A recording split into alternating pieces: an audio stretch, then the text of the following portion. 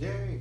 Well, welcome to another week of Spiritism, and we thank God for another opportunity to learn just a little bit more about ourselves and the world around us. Today we'll be talking about future joys and sorrows from the Spirit's book. This is book part 4, Hopes and Consolations, in chapter 2, written by Kardec. The topic we're on today is nature of future joys and sorrows. So we're going to be basically talking about what life is like after death. So, big question. What is reality? It's a big, deep question, and I don't know how many of us ponder these types of questions, but you wonder, well, reality to me is, well, I can snap my fingers, I hear a click, that's reality, I can hear it. I clap my hand, that's a clap, it's louder, and I know for a fact, I don't have to go to science to know that the snap didn't sound quite as loud as the clap. Everything we sense, we hear, we smell, we taste, through our human body, this organ, that to us right now is reality. So we think, but is it truly just that? What more? What is there more out there that constitutes what reality is? And that's something we're going to be talking about here pretty soon. This gentleman here, he's a French physicist.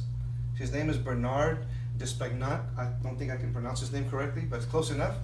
He was the Templeton Prize winner. Now, the Templeton Prize happens to be a larger prize than the Nobel Prize, by the way. He won $1.4 million in this prize.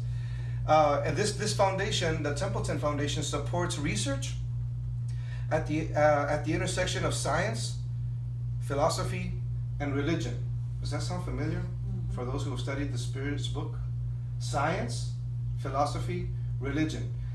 This society gives awards to these people who study within the realms of those three things, okay? Which is very interesting. He has proposed that behind what we can physically measure, there exists what he calls a veiled reality that genuinely exists, independently of us, even though we lack the ability to fully describe it. That's why people say that a spiritist or anybody who's in religion is at odds with science. Because science says you have to be able to physically measure something in order for it to be tangible or real. Again, the question, what is reality? Okay. However, this physicist, who's a scientist, says, no, there's stuff out there that we cannot measure with or feel with our physical body, with our senses. There's something out there. There's another existence, another world. And they called it a veiled reality. So, science then and religion aren't really at odds here. According to this gentleman here, he's like, no, it's the same thing. There's something out there that we know exists. We just can't perceive it. So the Spirit's book says the joys and sorrows that we experience in the material world are nothing like the ones that we experience in the spiritual world. Coming from Allan Kardec in the Spirit's book. The soul is not matter, first of all. You see? Now that's where science kind of goes off the rails, because there's like, well, does a soul exist? Do we have a soul? Do we have a spirit? Do we continue to live on after our body dies? That's up in the air, according to many scientists, because they can't weigh the soul, they can't measure the soul, they can't see the soul or make it appear whenever they want it to, at their whim. A scientific proof to them means that you can repeat the same experiment over and over again, right? And so if you can't repeat it over and over again, then it's not true, according to science, in most scientific realms. Not according to this physicist we just talked about, right? So, the joys and sorrows of the spirit realm are 1,000 times more vivid than those we experience on earth. Now, think about that just for a minute. How is it that there's another world out there that is yet more vivid than the one we currently live in now? In other words, I feel like I see very clearly, thanks to my glasses now. But we see clearly, I sense clearly, I understand clearly. So far I can hear clearly, although that's deteriorating very rapidly. But the senses that we feel, we see this earth and this world as reality. And it's so bright and beautiful, and we love it. Yet the spiritual realm is saying, yeah, but the spirit realm is 1,000 times more vivid than what we're seeing now. Imagine that world. Wow, and what our senses would feel. We're not going to have those senses. We're going to have our soul, our spirit that's going to perceive this. When the spirit is freed from matter, it is more impressionable. Now, how many of us have had dreams that are very real? And they feel even more real than the real world here. You see? That's a little glimpse of what we're going to see in the spirit world. A very real place that looks very familiar to this place. It looks familiar to this. Yeah, they have rooms, they have buildings, there's flowers and trees. In the spirit world, how could that be possible if it's invisible to us? How can a physical tree grow somewhere in a place where there's no earth like this earth? Well, there's a lot of things we don't understand yet. Matter deadens the sensibility of the spirit. So we're in matter, we're in a world of matter, of material, and our spirit can only perceive what our bodies can perceive, and that's it. It deadens the sensibility. Okay, so why do we have such a diverse set of ideas about our future life, of joys and sorrows? A lot of us have our own thoughts, and we're talking worldwide, different religions, and I've noticed the books of some of the major religions up there. We have different schools of thought, and we're born in different places, and we are raised learning certain things. Is that a bad thing? If I were born, say, a Muslim, and I was taught by my parents a certain way to praise God, is that wrong? Absolutely not. As long as we're taught to serve one another and to be good to each other, which all of these religions teach. What is wrong with the method or the way you approach it, other than you're doing the right thing in the eyes of God?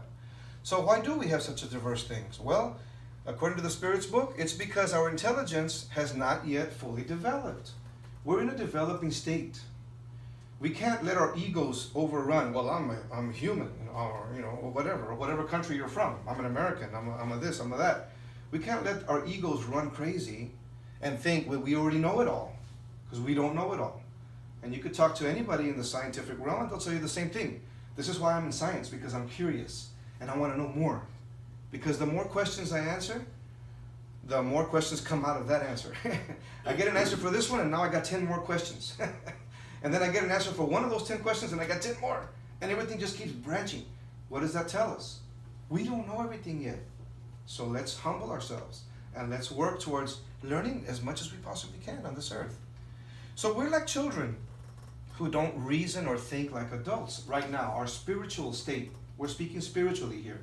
Okay, our physical bodies, we may be adults, okay? But our spirit is still in a childlike state, and we're still trying to reason. As children, we are taught an idea of a future life, an idea that we carry on to adulthood. So think about how we were raised, the things we were taught, and how those things stick to us. And when we're trying to learn something new, what do we typically try to do? We try to compare to what we've already learned, right? It's like, well, I was taught this, but I'm learning this. This is new. So how does that compare to what I already know? And does it fit? And should it fit, or should I just discard what I learned? It's something we have to work on. We have to ponder and figure out. Okay, what is reality then? Because that's what we're trying to learn today. Is what is reality? What really exists? What really doesn't exist? The next video I'm going to show you shows a group of kids, all from different religions. And these kids in the video are describing what hell is like. The question is, hey, what's hell like for you? And these are kids, okay? They're like maybe young teenagers, maybe 12, maybe some are a little younger.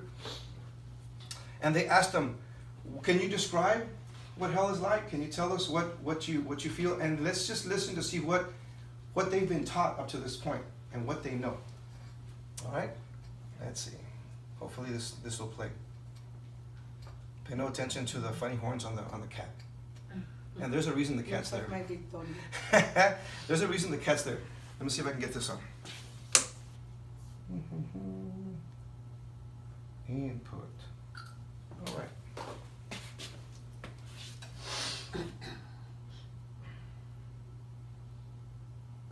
people think of hell as like a place where bad people go and it just gets worse for them. I like to think of hell as where bad people go and everyone that does bad things meets each other and they can talk it out, kind of like a therapy group. Isn't that cool? I think right now I'm at a stage where I'm kind of confused with religion. Religion matters to me because if people don't believe in God, then like they won't go to heaven, and it's better to be in heaven than hell. Why does religion matter to you? That's a good question. It's just a big part of my life. I don't know. If you did bad sins in your life and never asked for forgiveness, you go to hell where you're punished for when you're dead. Most people who do bad things are also not very mentally stable, and that's not always their fault. If people kill people, I think they'll go to hell. Can you draw us a picture of what you imagine hell looks like? Okay.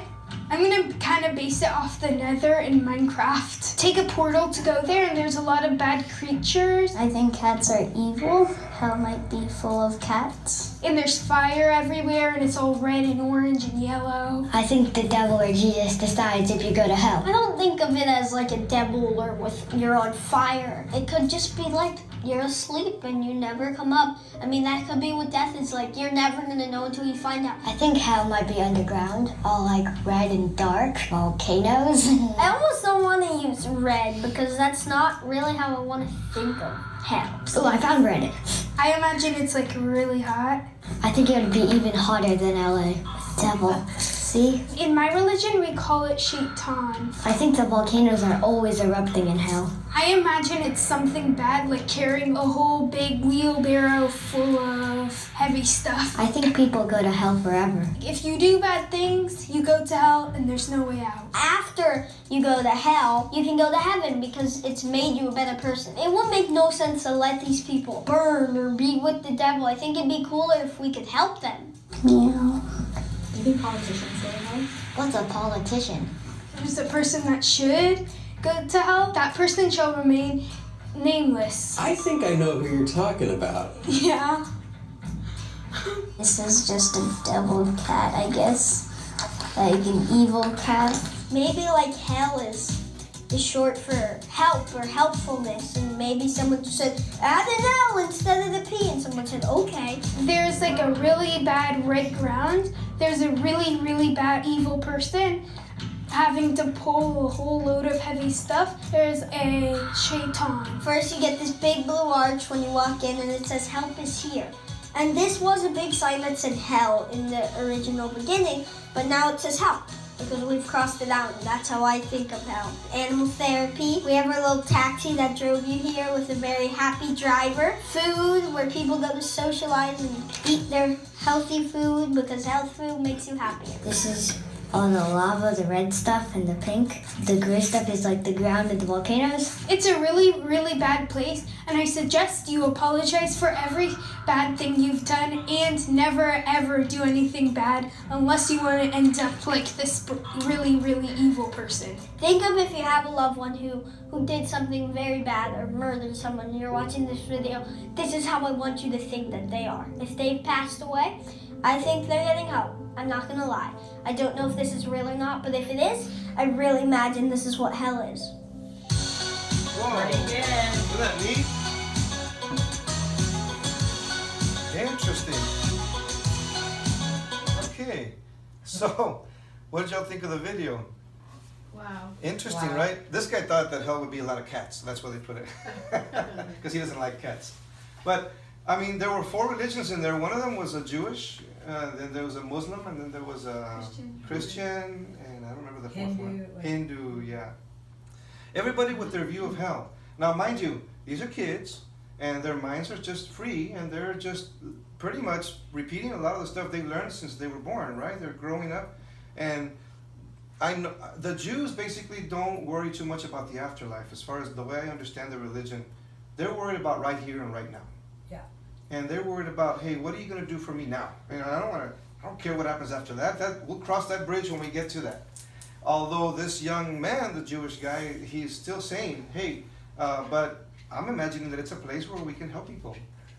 I like that view. Isn't that neat? I'm And going he to change. also said he was confused about religions at He the moment. he is confused, and a lot of these kids thought, well, I don't know, religion, I don't know, I guess. I mean, they have to go because their parents take them, right? I guess, you know, I had the same thing too. I went because my parents took me, but it's interesting. Their views are interesting, and how the picture of hell with fire and red and all of this stuff stays with you. It stays with all of us. If we were raised that way, with that kind of a view, then we're raised fearing life. We're raised waking up in the morning and trying not to step on eggshells and trying to make any mistakes. And when we do make a mistake, we're so fearful of that mistake that we've made.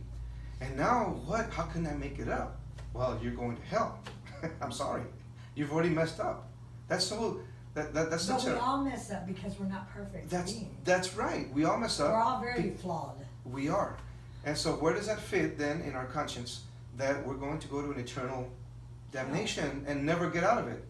Okay? And the Jewish man, the Jewish boy over here says, no, you're there temporarily and then we're going to help you out and then you move on. I thought that was really neat. So, interesting. Any other comments or thoughts about the video? I like when he said that hell was, they took away the P. They took away the P and make it help. Hell.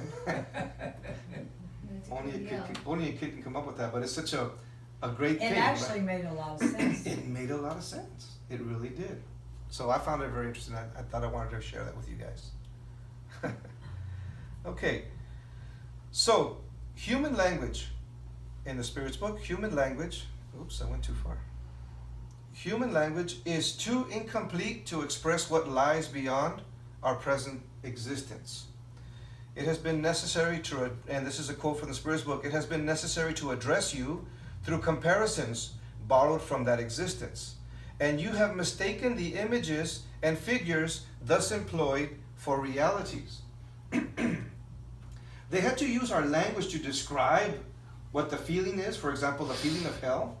They had to use something to describe what it feels like, fire. But it's that fire in you after you've made a mistake and you realize, I already messed up, you know, and now I want to go back and make it up again. But God, in His infinite kindness and mercy, gives us another opportunity through reincarnation. Okay.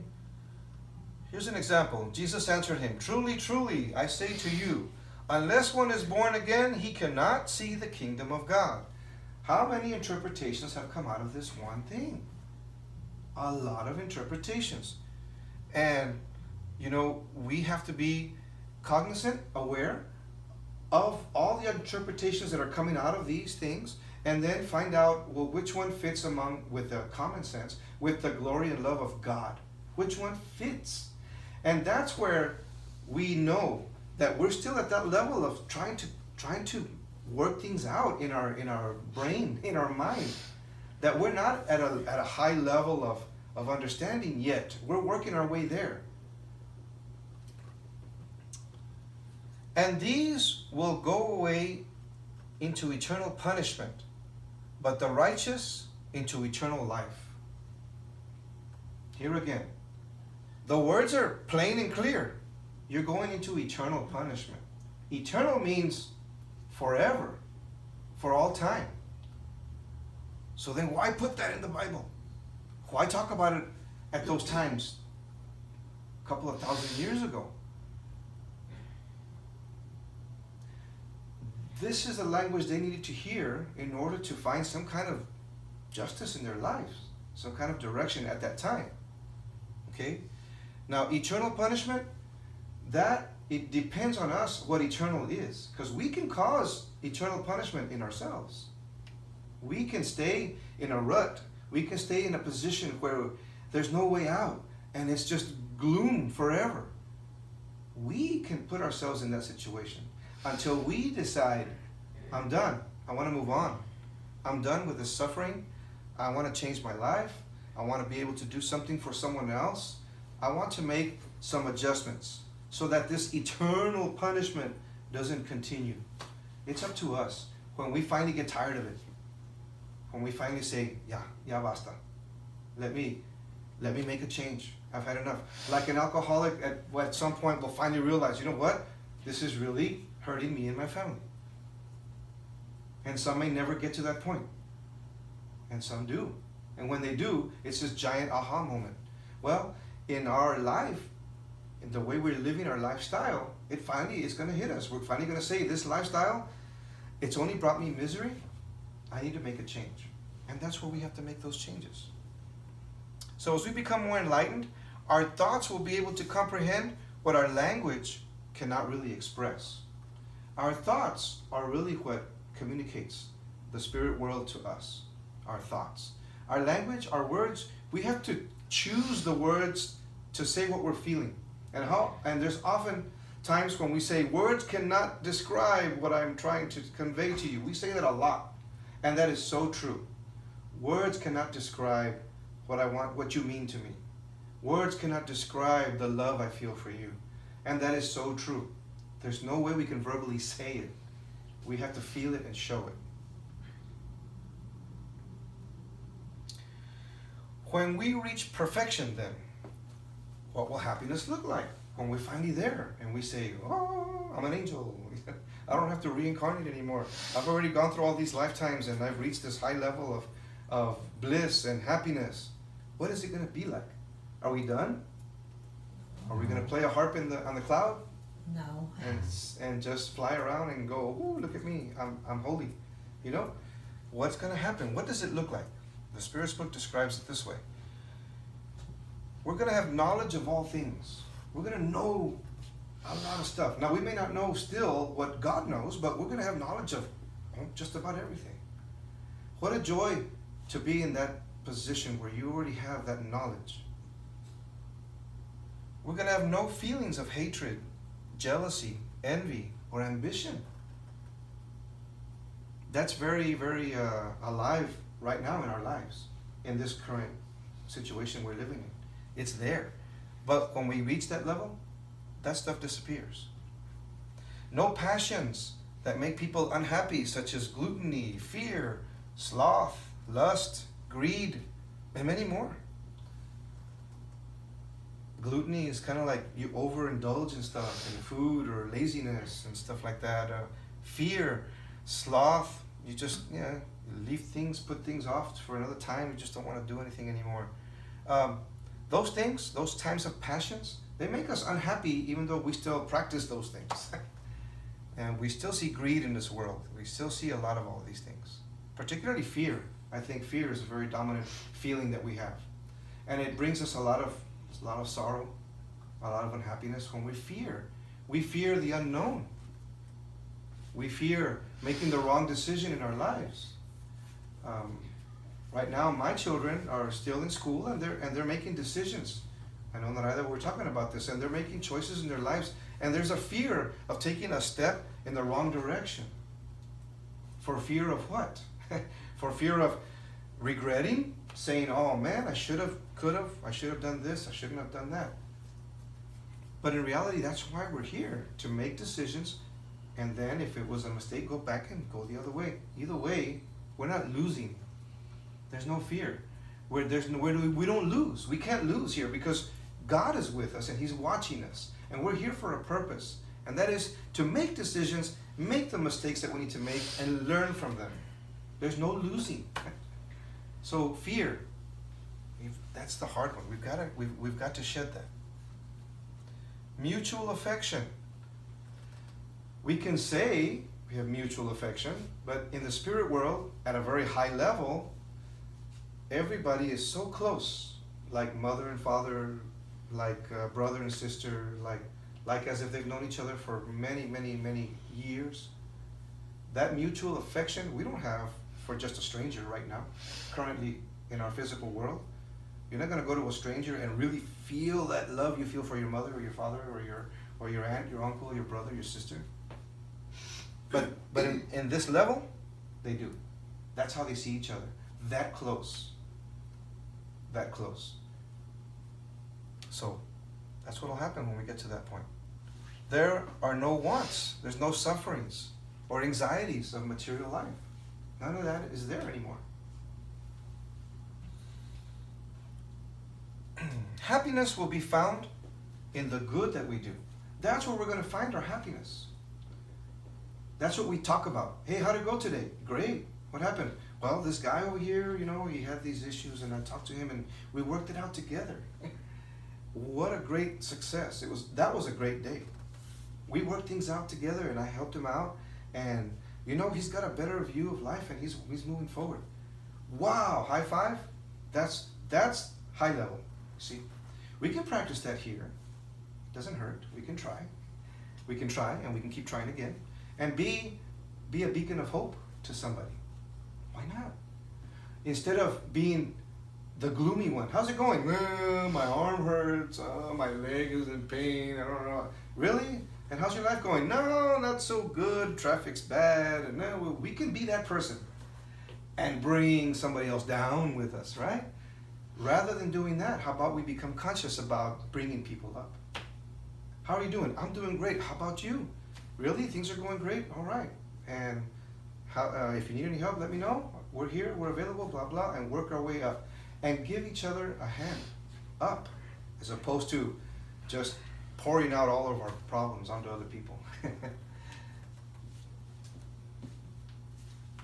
Okay, so the highest happiness, it is true, is enjoyed only by spirits who are perfectly purified. But the others are not unhappy. In other words, us. We're not completely unhappy. I mean, it looks horrible, right? Woo, only the highest spirits are the ones that are really living. And here we are in this earth, still having to figure it out.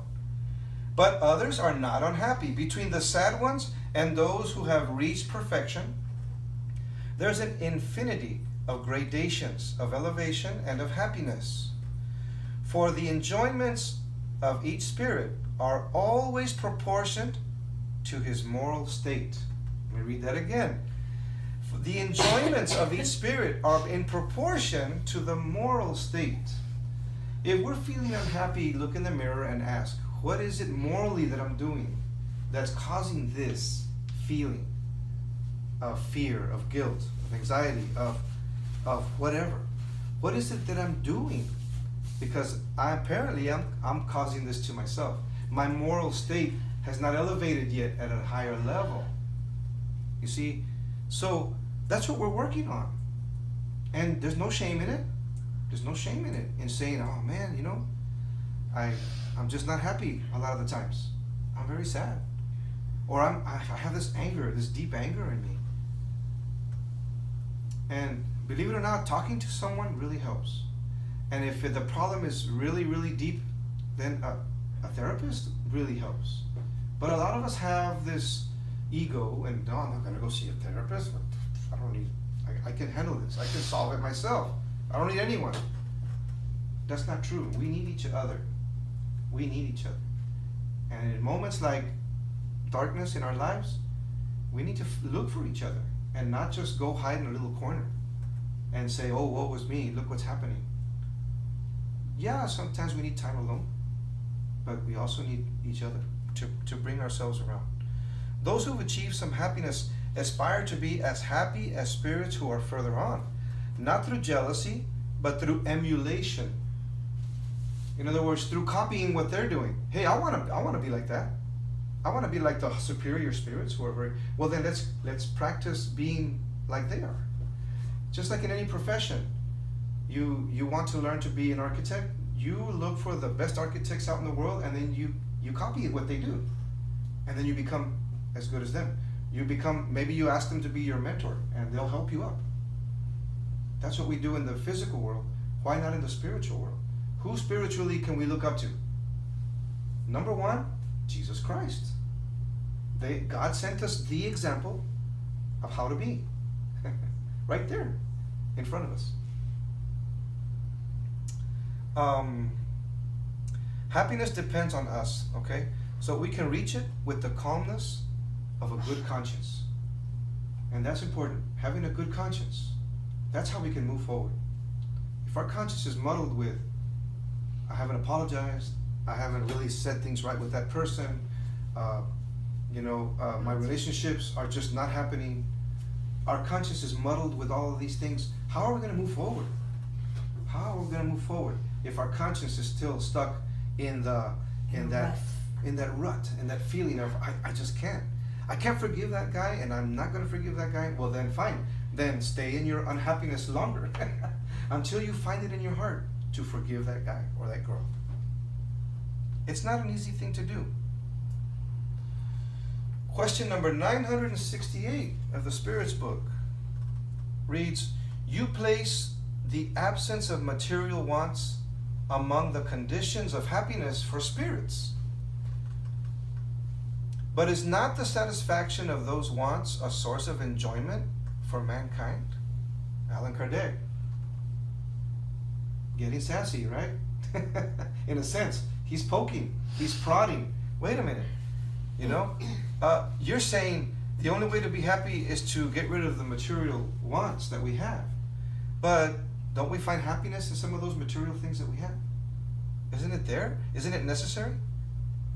The answer is yes, of animal enjoyment. But when men cannot satisfy those wants, they are tortured by them. That's the answer the spirits gave Allan Kardec. Okay, it's good to have that enjoyment, the material enjoyment. It's not a bad thing. No one's saying, you know, don't go out and have fun. You can't have fun. This is serious business. You got to become an advanced spirit. Yeah. Really? We can laugh. We can joke. We can have fun. We can enjoy this earth together and move forward in our progress. At the same time, helping others to progress as well. Why not? Why does it have to be so boring? But what happens is we overstep our bounds and we overdo something.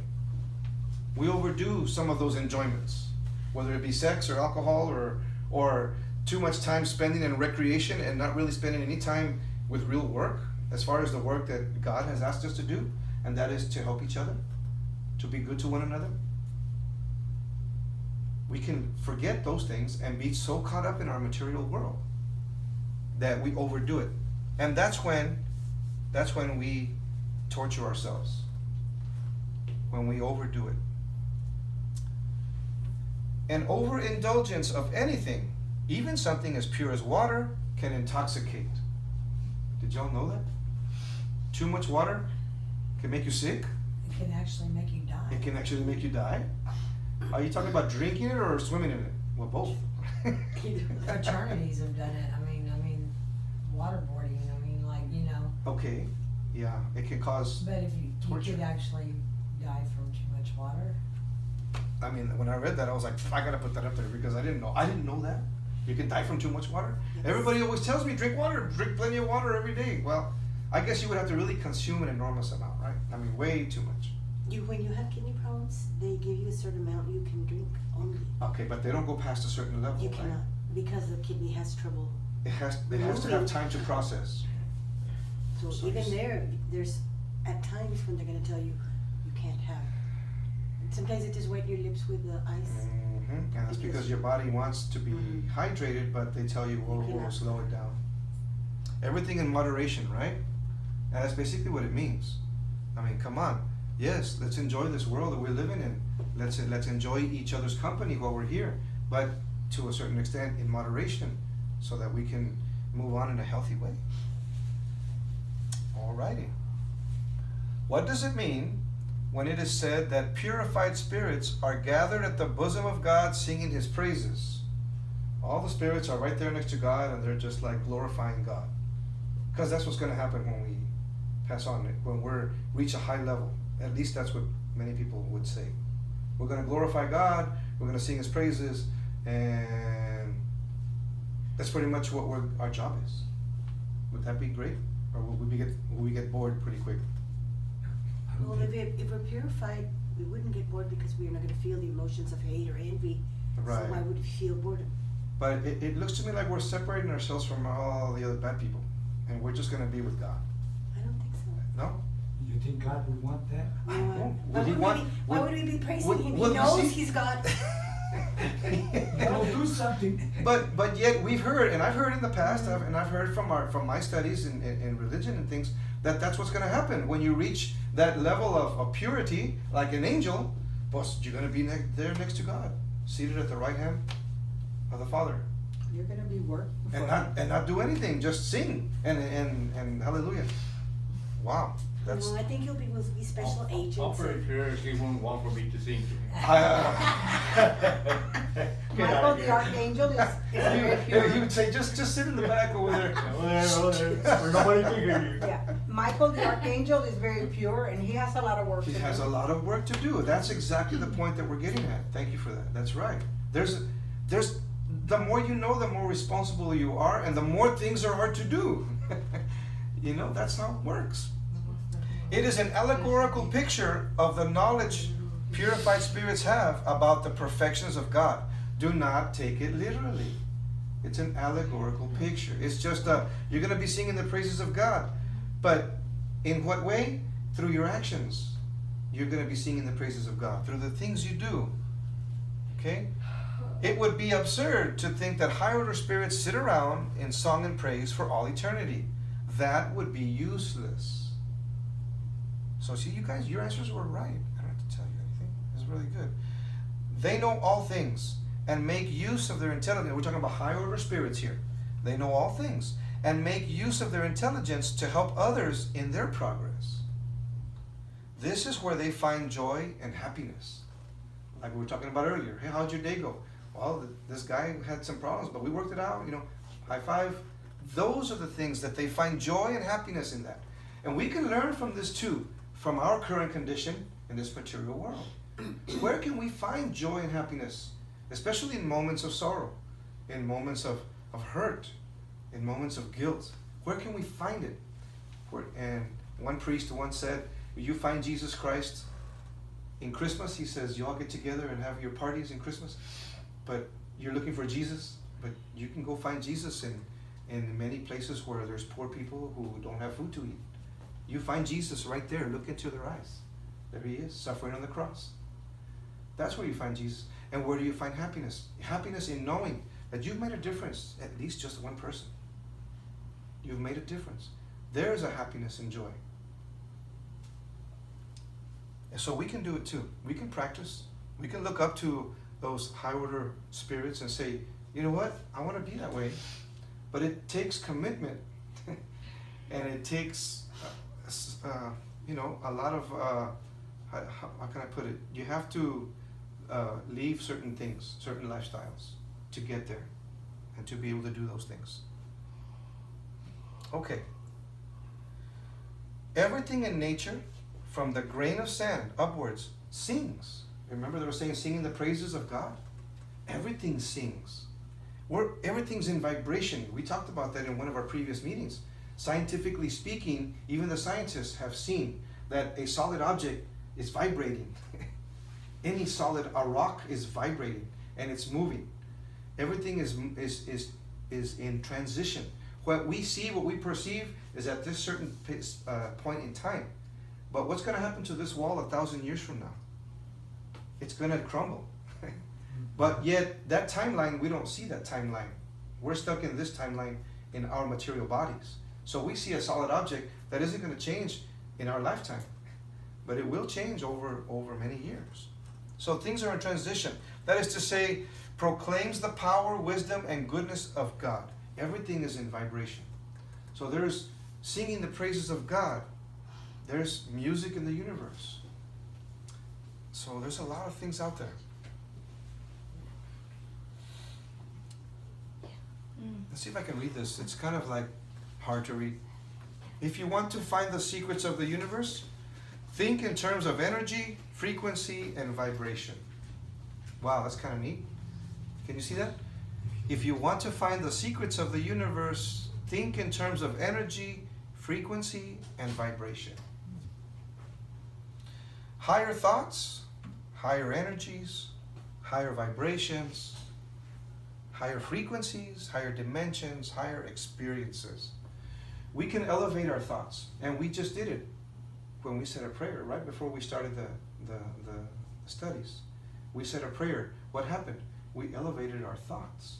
Our thoughts reached a different level, and we did it as a family, as a group, and that's very strong. It's very powerful. Those vibrations went out, and the prayers that we made are very real physical things that are happening in the spiritual realm. It's not just words out into space. that disappear when we say, God, help us with this. It doesn't just stay there. It's a real thing. Thoughts are real things in the spirit realm. So energy, frequency, vibration, imagine this. They're all attributes of sound. So when you sing the praises of God, everything around us is singing the praises of God, because everything is in vibration. It's creating sound. They're also attributes of thoughts and our prayer. So think in terms of vibration, of energy, of frequency. And if we're ever feeling tired, if we're ever feeling physically drained, emotionally, mentally drained, think in terms of energy, frequency, vibration. Because that's all around us. It exists, and we can ask for the spiritual help, our spiritual guides, and they can bring and transform that energy, like Healy said earlier. We want that energy. So when you think in these terms, they can bring it to us and help us with our physical ailments, with our mental ailments, with whatever we're feeling. We have the help, and it's all around us. We're just not asking for it, or we're not putting our minds on that frequency. Like a radio station. A medium is a really powerful radio. A medium can tune into the vibration frequencies of the spiritual realm and then communicate a spirit through the medium. That's what they have. That's their ability. We have it too, but ours just isn't as fine-tuned as theirs. That's all. But we have it too. We just have to try to tune that radio through our thoughts. And how? Just the way we did it a little while ago. We elevated our thoughts in prayer, in thought and meditation. Okay. So, in closing, we're coming towards the end here. Spiritism and science agree that there is a veiled reality that exists independent of the material world we live in. So now, it's not just the Spirits book telling us this.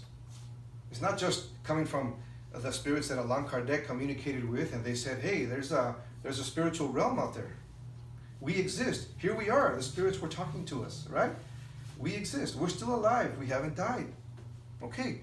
It's not just that anymore. There's scientists that are coming up saying, yeah, there's something out there.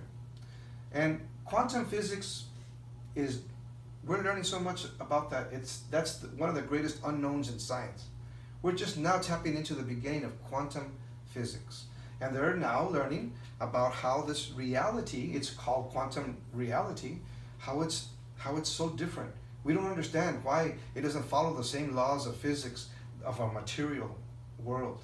It doesn't follow the same laws. It's completely different. And we're still trying to tap into that. What does it mean?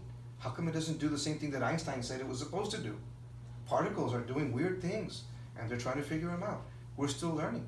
But at least we know now that scientifically and physically speaking, there's another realm out there. There's another world that exists beyond what we can see, smell, taste. In terms of sensibility, we're limited in this world. Life in the spiritual realm is far more impressionable. Our ideas of future joys and sorrows are inaccurate.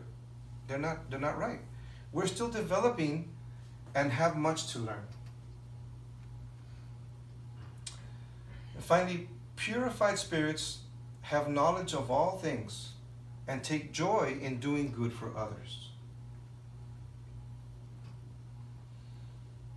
Here's a quote from the Bible that says, "You, my brothers and sisters, were called to be free, but do not use your freedom to indulge the flesh.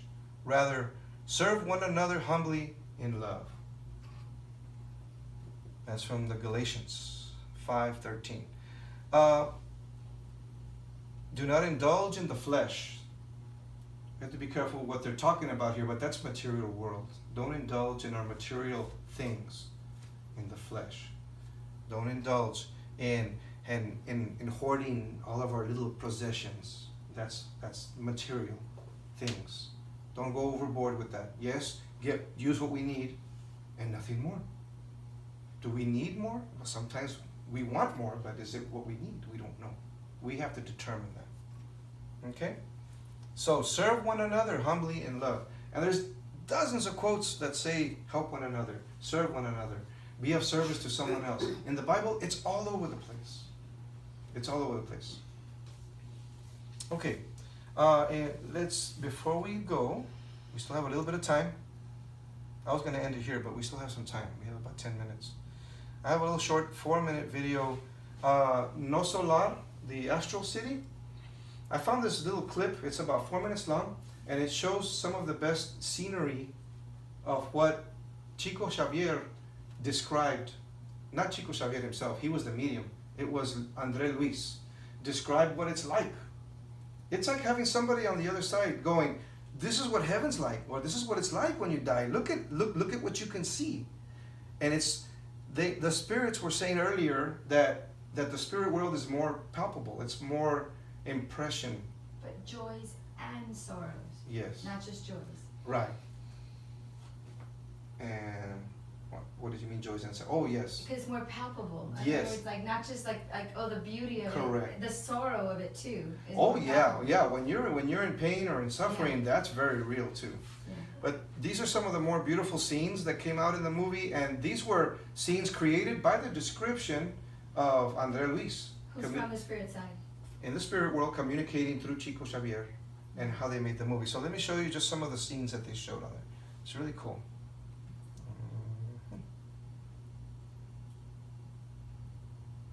Let it load here a little bit. Go gadget. Uh-oh, what happened? Video unavailable. It didn't like me. Try it again. Oh no.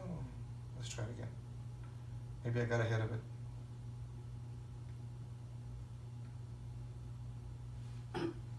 Or is the internet down? I don't think so. What does it say in the top left corner?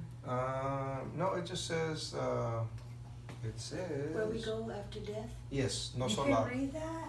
Uh-huh. Wow. Okay. It doesn't want to play. Video yet. unavailable. Ooh. Okay, well let me do this. Just Google it, bring it up. That's what I'm gonna do. Excellent. I'm gonna Googlealo. If I can get out of this, hold on a second. Sí, lo voy a googlear. Googlealo. Sí, that's the way to do it. Acabo, we can edit the videos, no problem. Le pico splice. Let's see, Google. Y'all can't see what I'm doing, right? No. That's good. Let's keep it that way. Let's see here. And for some reason it didn't load onto my, okay.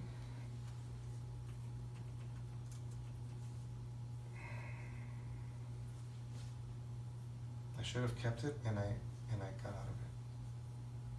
It's here, it's here, it's here. Our potential is way up here, and we are operating way down Well, here. we know the audio works, that's good. Okay. I think I found it. Oh, yeah. Okay.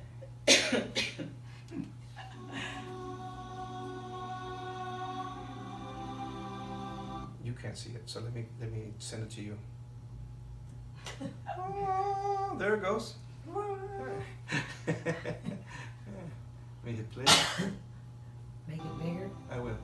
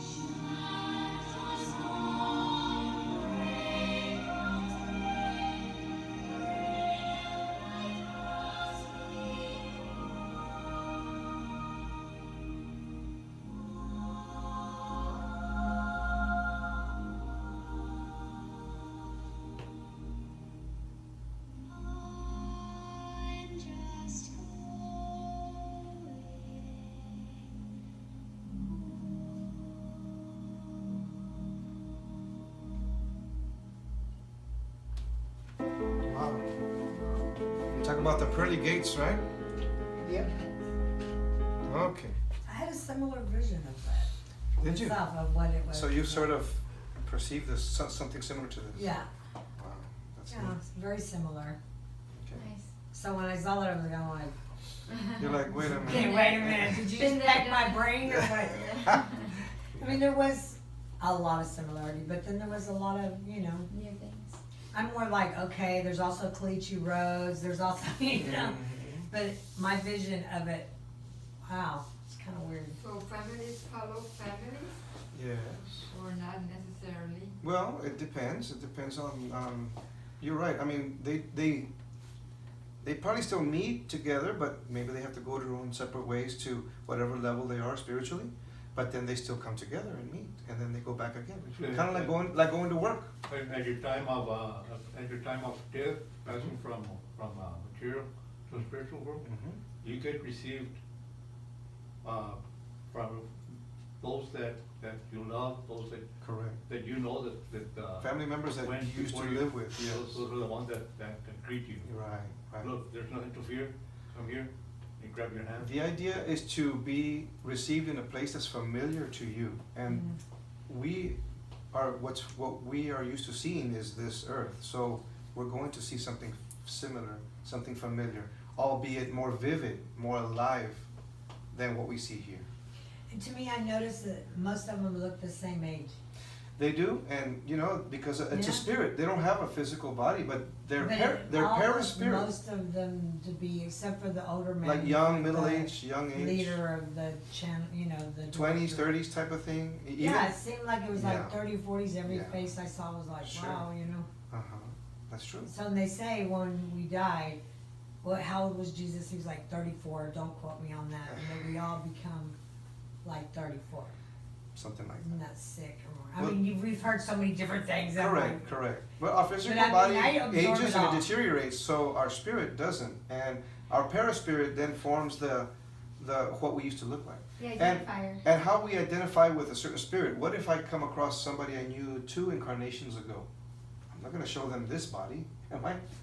We can change that. but you can channel it to We them that can. you are the one from. Yeah, they Before, told right? Andre Luis, come, let me show you how you can change your clothes. Andre Luis was still wearing what he had on when he was last alive, and there was a moment in the movie when they said, "Come over here, let me show you what you can do to change your clothes." I can change my clothes, yeah, and it's all in thought, but you have to readjust to that life in the spirit world when we go back. But that's our home. That's where we come from. That's our origins. We're just here temporarily, and we're just in this giant school of life until we go back, and that's all it is. So, But I liked how they welcomed him, and did you notice there was more than one coming? of So course, yeah. it's There's a lot. like Yeah. they're constantly receiving. Mhm. And the levels. Yeah, I understand the levels. That's where my thought. That Yes. vision is how I visioned That's amazing. a lot. It's kind of weird. It's kind of creeping out. a little It's bit, creeping but- you out. But But I that's- also visioned the levels, and that's when I meant like Caliche roads. It's like when I go there, I know that I'm not gonna walk right into To the I'm big gonna be greeted, glorious. but it's gonna be going through different levels to get to to that get to a higher stage. higher stage. Sure. Absolutely right. And I'm not gonna start at the higher stage, that's for sure. So, but it's just weird. And then when he showed the top of it, it's Yeah. just weird. And it's awesome, like how he described it.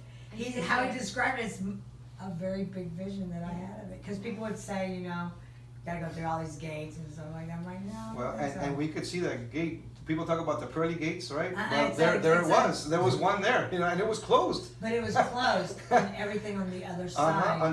Until we get to a level where we can enter. I mean, that's just the way it is everywhere. You don't just You don't walk into a job unless you don't walk into a you job don't until do you've it. proven that you can do the work, and then Yeah. you go in. So that's how it works anywhere. So I you wonder if find- there's like a school over there. There is. We're like Yeah, There we're, is. we're learning like There is. we're gonna read and do books like getting a master's or PhD. And some who would rather not, who are not at that point where they can hear another spirit talk to them, because everything's through thought, they bring them here to us, and they're with us right now as we speak. Oh, They yeah. come to hear a vibration, a physical speaking person. They want to hear that rather than be sitting in a spiritual area where everything's through thought, and it just doesn't quite make sense to them yet. Well, then because you got all these thoughts going on Correct. at the same time. Like sometimes I even when I went during the middle of the week, Mhm. and there really wasn't a lot of vitamin D, you know. Sure. So I was channeling. I was at the beach, Yeah. and I enjoyed it. It started raining on me, Right. but I was picking up all kinds of stuff that I just was like, you know what? And I'm if just you gonna go can, take a and if you nap. can fine tune every that, juice. and if you can focus I on, tried to fine tune it. it's that hard. day. It It's not easy, but didn't if you happen. can, then you know you can communicate with anyone in the spirit world, and they can follow you too. And so when I channel for direction, Absolutely, and we get it. and for them Any to other come help questions me. or thoughts?